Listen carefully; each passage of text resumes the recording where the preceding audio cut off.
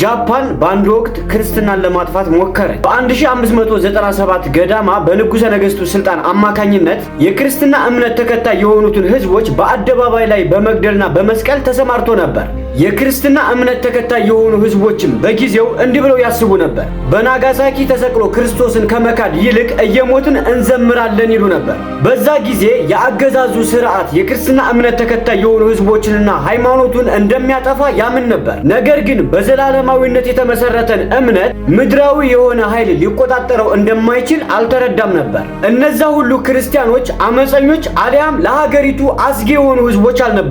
ወንጀላቸው ቀላል ነበር። እሱም ለመንግስት የእግዚአብሔር የሆነውን ቦታ አሳልፈው መስጠት አልፈለጉም ነበር። ክርስትናን ደግሞ በጉልበት ጸጥ አስደርጎ አይታወቅም። ይህን ታሪክ የሰራሁላችሁ በኢትዮጵያ በአንዳንድ ክፍሎች ላይ በክርስትና ላይ እየተደረገ ያለውን ነገር በማየት ነው። ክርስትናን መቼም ቢሆን ማጥፋት አትችሉም። የበለጠ ታስፋፉታላችሁ እንጂ።